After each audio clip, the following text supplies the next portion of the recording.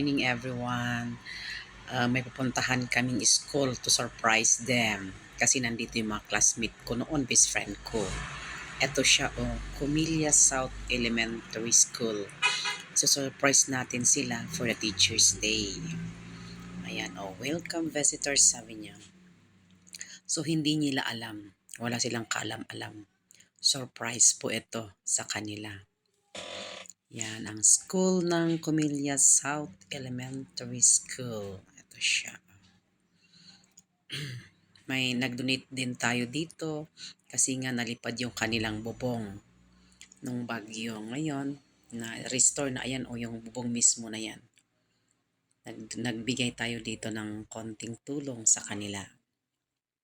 So, ito yung school nila. So sorpresahin ko sila. Puntahan ko muna yung best friend ko. Yan, mga best friend ko ng mga high school kami. Ang ganda ng mountain nila. Diyan sa tapos dito sa school. Ayan. Nagulat sila talaga. All out smile sila. Ayan ang head teacher nila, si Ma'am Irene. Ayan may mga pag-cake sila, surprise, at saka pizza. Tsaka syempre sa mga friend ko, best friend ko, may kanya-kanya silang cake na maliliit na heart from Josh V family.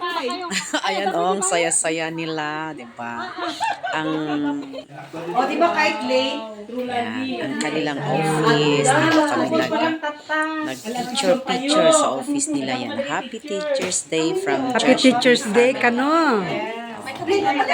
Smile nila talagang na-surprise, diba? Yan yung mga teacher, mga insan ko, si Mr. J.K. Blatt, tsaka yung misis niya. Yan, insan ko dito sa South.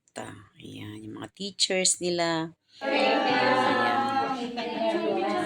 Diba? Saya-saya nila kasi na-surprise sila sa Teacher's Day.